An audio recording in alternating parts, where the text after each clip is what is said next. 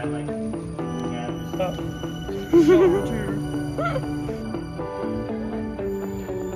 Happy morning, friends. We're backstage for Q to Q for Little Shop of Horrors, working on the set while the actors Q to Q it up.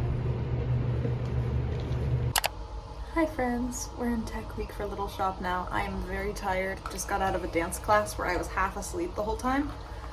So I had to treat myself to a dirty pumpkin chai, which is like my favorite drink from our campus coffee shop. Let's take you through tech week. We're very serious people. My friend is being eaten by a plant and the plant has glasses. It's very serious.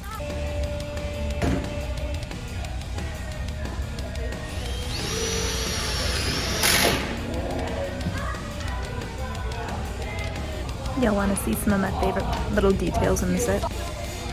This says Ghost, and that says HHS, which is a school in the area. I might be crazy, but I'm 90% sure this says Eric, which is the name of a scene shop worker who also plays Seymour. The main character. Why don't you just start with the main character? Because he's a scene shop worker, because he was probably the one that graffitied his name on this. There's the E, and then the R, and then the I, and then the C and the K. Am I crazy, or did Eric graffiti his name? Good afternoon, friends. Tonight is opening night for our school's production of Little Shop of Horrors. And really quickly, I wanted to kind of fill you in on what exactly my job is for the show.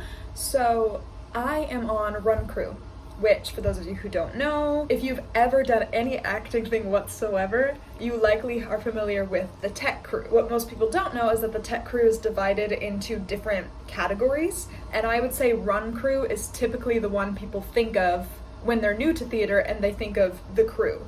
So we're the people who wear all black and are running around in the wings, bringing on set pieces, helping with transitions, and we're never seen by the audience. That's the goal. So that is the run crew, because we're running all over the place. Not literally, it's not safe to run backstage.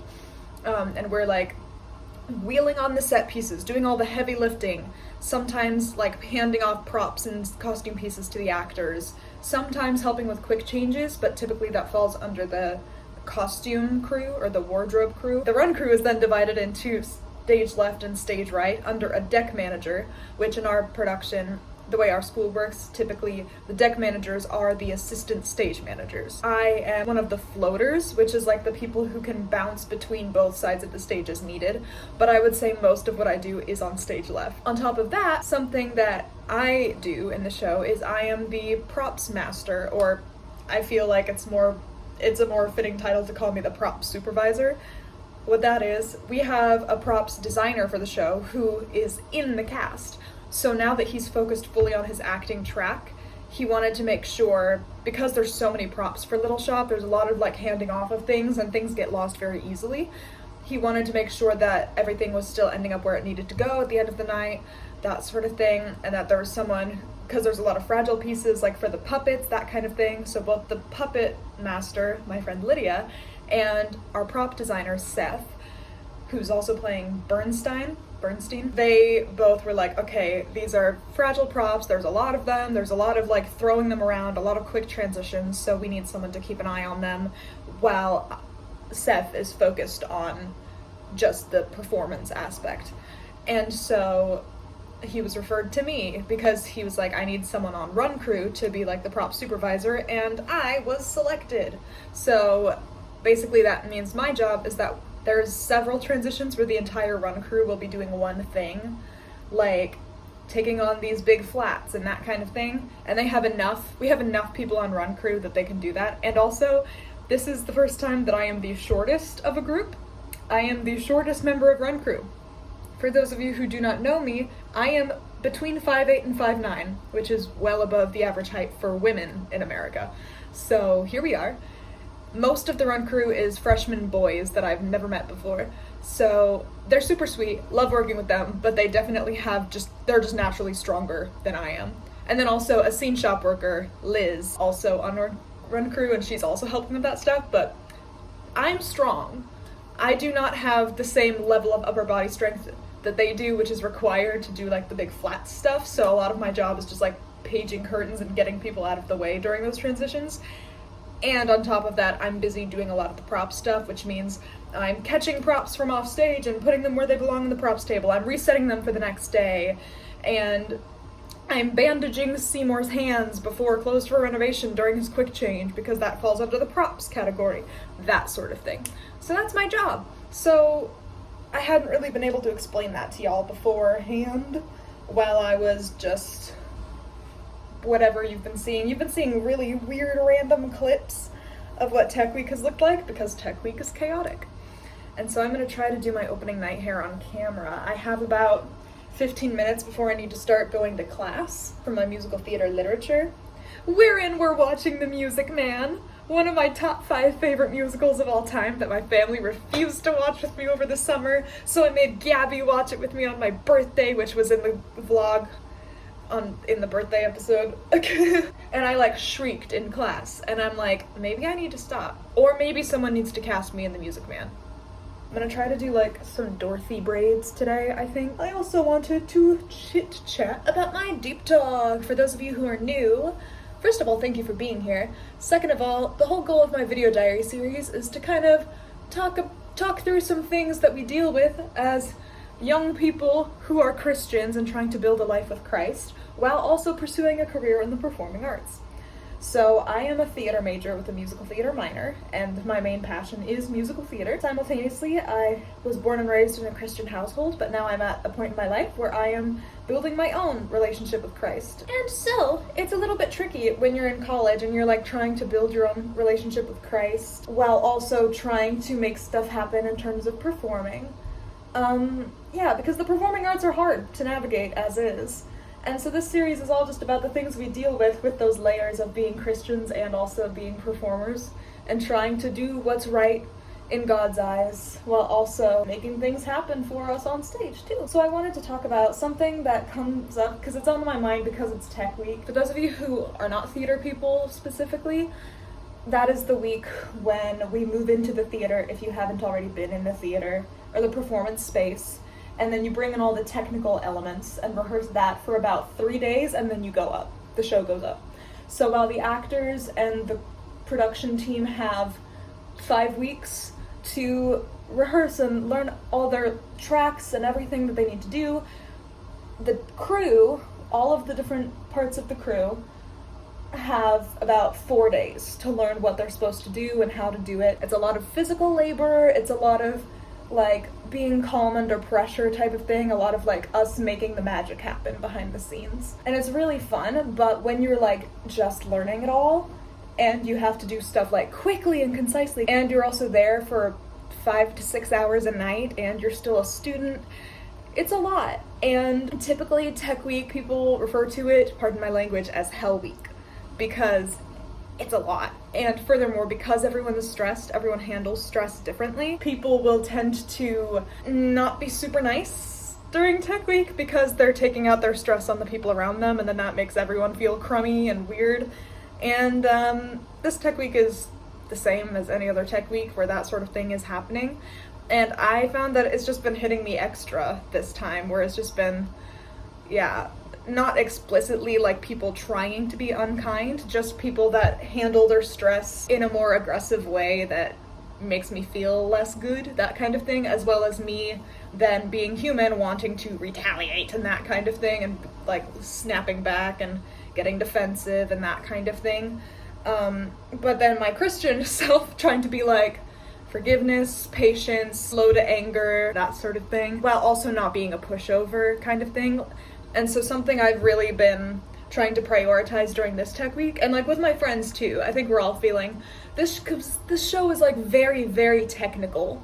In fact, as our ASMs told us, like this is the most run crew heavy show we've done at Ethington so far, for those of us in my class, like who are sophomores here. So of the past 2 seasons, this has been the most run crew heavy, and a lot of that has to do with the puppetry aspect. Because a staple of Little Shop of Horrors is the entire plot centers around a man-eating plant, Audrey 2, who grows during the show. So we have, I think, 4 different puppets that are functional, that are very fragile, and have to be handled with care, and are There's a whole puppetry crew as well, like in addition to the tech crew. So it's just, there's a lot of special effects, things like that. It's just very technical. Especially because our production is like an avant-garde take on Little Shop. If you see the costumes at all in these videos, yeah, it's just a lot, especially for all of us being students first and foremost. Something I've been trying to discuss with my friends who are like either killing themselves over this show or are just like feeling extra crummy with this tech week when compared to other tech weeks, and something I'm trying to work on myself so that I'm not just hot calling the kettle black, like telling my friends like, hey, you're allowed to stand up for yourself, you don't have to be a pushover, but also, like, everyone is stressed, so I don't think it's a personal attack when people are seemingly being rude. But then there's times that I do feel sucky at Tech Week where I'm like, oh, the way that person used their tone with me made me feel not very good.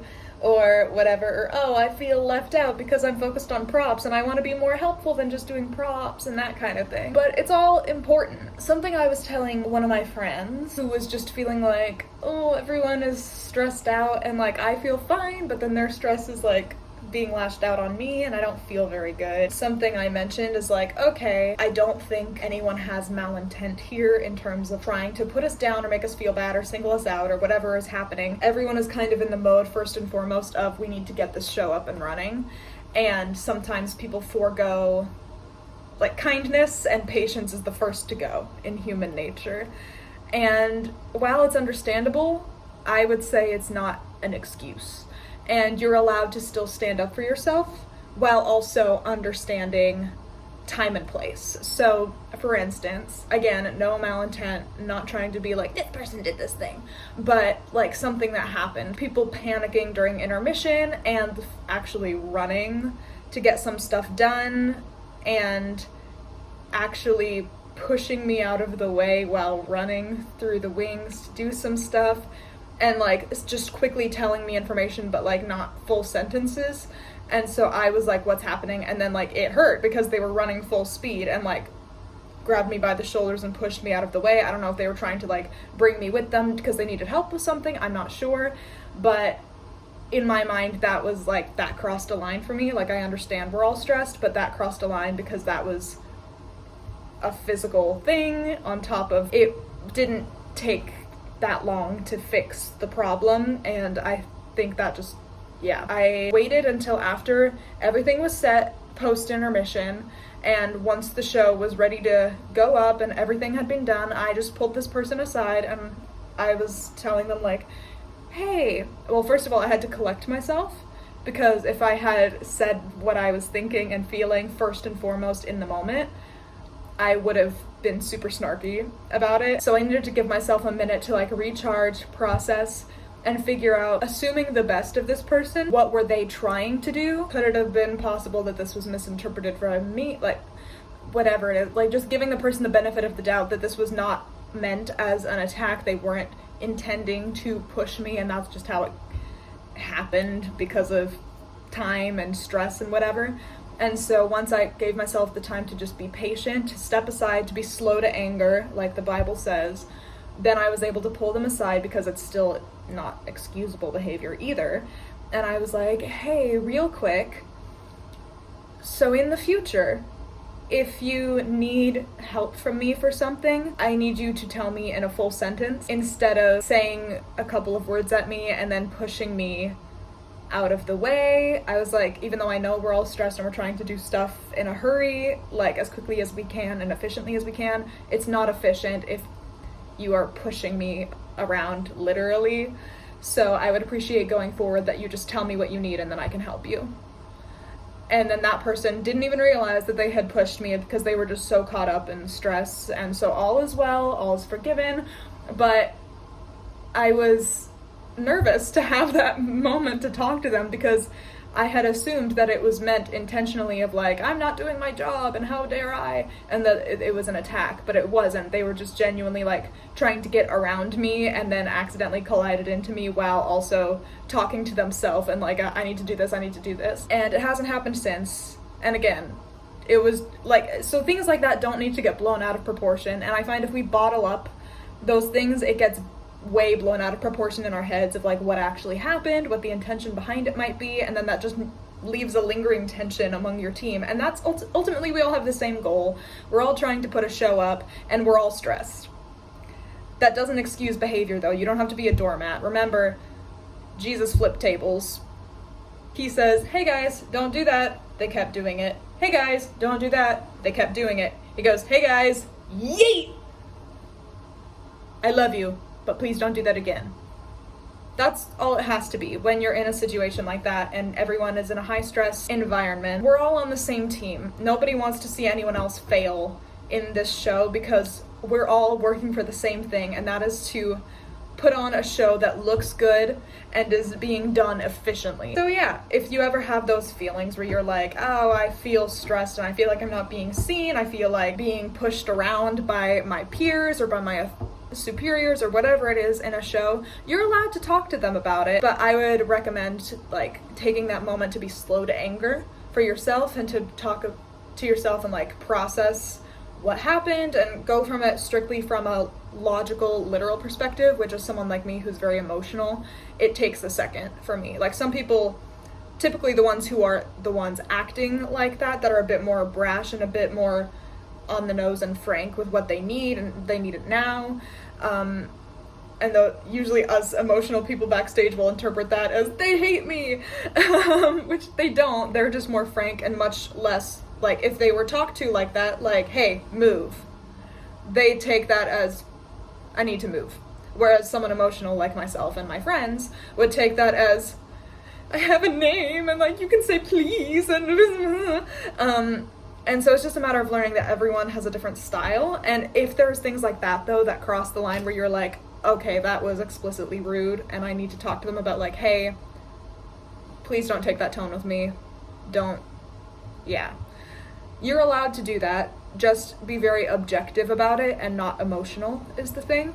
And I just wanted to, chat about that kind of thing. Again, no hard feelings towards anyone on this cast or crew, because I know we're all stressed, and I feel like especially for this production, because it's so ambitious in terms of special effects and everything, there's a lot that needs to be done in very little time, and we're all young people trying to figure out how to do this stuff in a professional manner, and this is a learning environment. And so on top of learning the skills, I think it's also important to learn etiquette backstage and that sort of thing, and that's something I've been grappling with and wanted to share.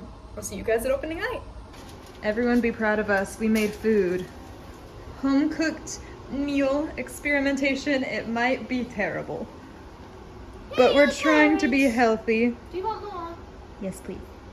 I made the vegetables. Gabby made the pasta, so merci. Yep, that's not terrifying at all. I love the dentist's shelves. We got a jar of teeth, some arsenic, some rusty nails, you know, the usual. A broken jaw. It's lovely.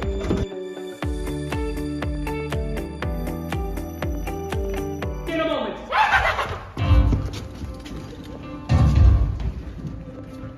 Now, do it now. Oh, yes, it's also powerful, stupid, and tiny, ideally, the moment is super tyranny and fire, take the ballistic monster away. Now, do it. And we hugged. And then he said, I'm sorry.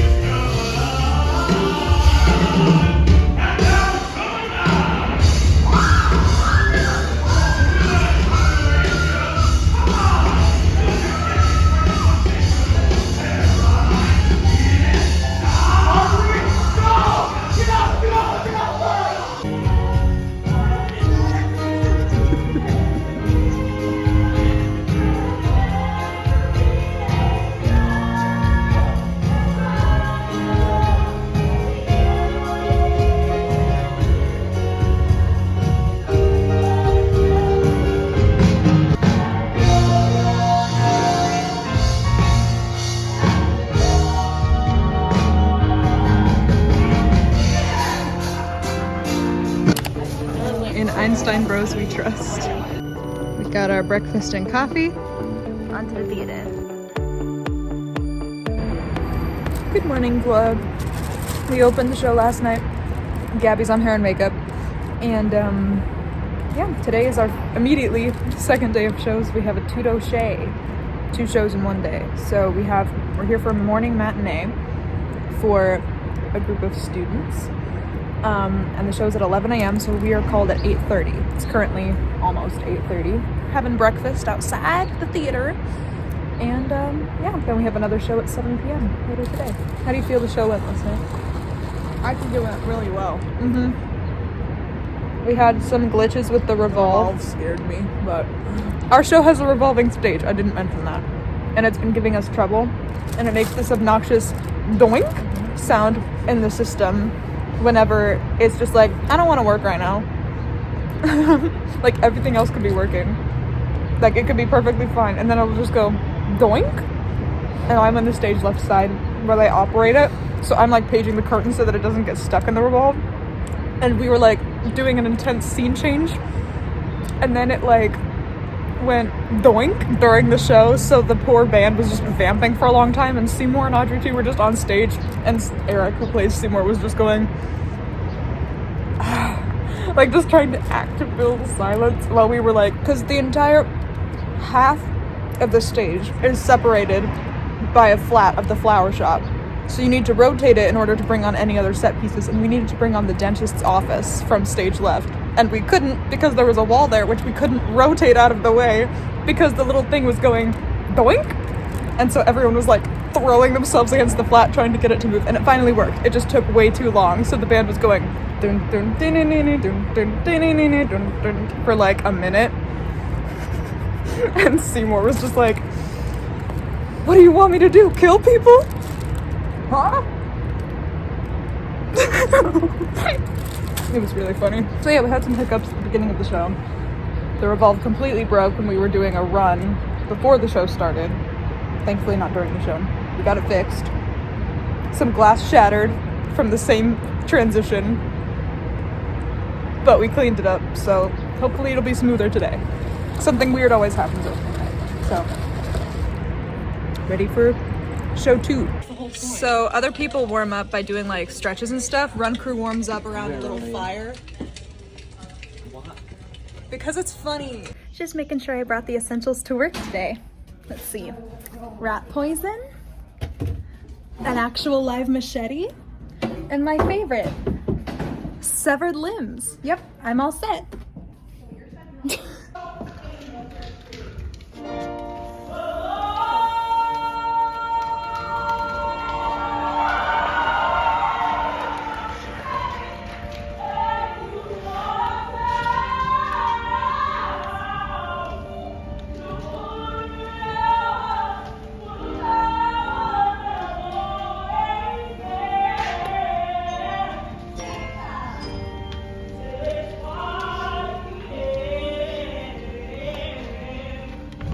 Good morning, friends. It's time for another matinee at Little Shop. Today we only have the one show though, so got to sleep in a little bit. I've got my homemade sweet iced hazelnut latte, my rehearsal bag where I have a green jacket because it's cold backstage, and green because Little Shop, and then my all blacks. And I'm gonna try to kind of show you guys routines of what I do before the show and at intermission, like now that I've settled into my rhythm of the show. So yeah. So step 1 at the theater is I sign in the dressing rooms, and then I set my stuff down in the stage left wing by the stage manager's booth. And this is kind of where I live during the show. Stage left, this is my view. Yeah. Stage manager always asks us a question of the day. Today's favorite scene. Mine is definitely, it's just the gas by far. I always lock in just to watch it. As the prop supervisor, someone's in the light loft. A big part of my job is fixing broken props before, after, and sometimes during the show. This is supposed to be a broken broom, but it's not supposed to bend like that because they run a flower shop on Skid Row, so they're supposed to have a broken-ish broom, but this one has been like actually breaking and the broom has come off the stick. So I'm going to re-duct tape it right now.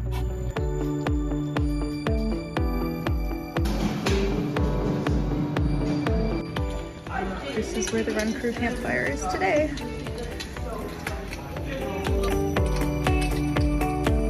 Me Trailbone, feed me now. Must be blood. That's disgusting. Must be fresh. I don't want to hear this.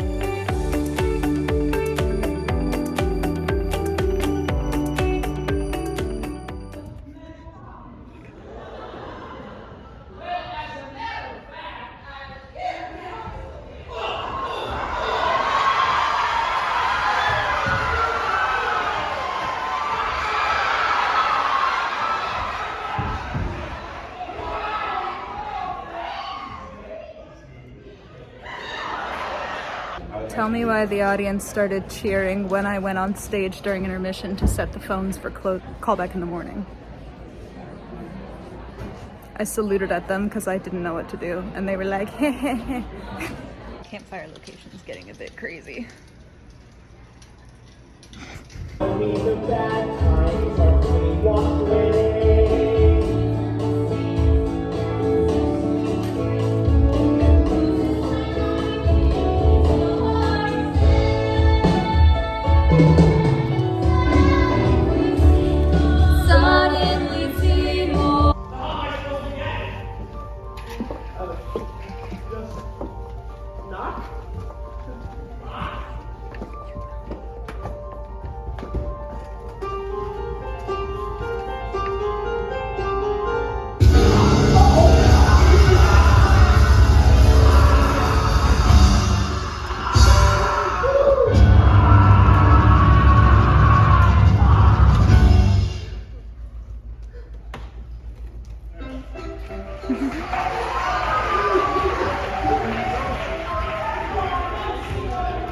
POV, my journey across the stage during the second to last scene in the show.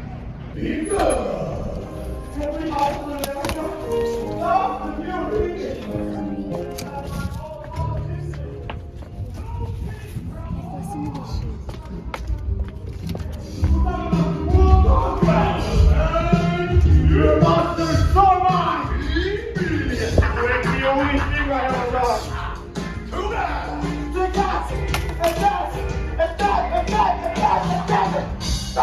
Real boy. Never. Here, my boy. Here. Outside. In there, in that pod. I'll have you a bitch. Open up.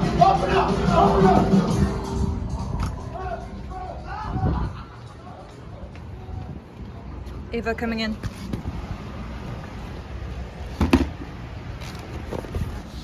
What are you filming for?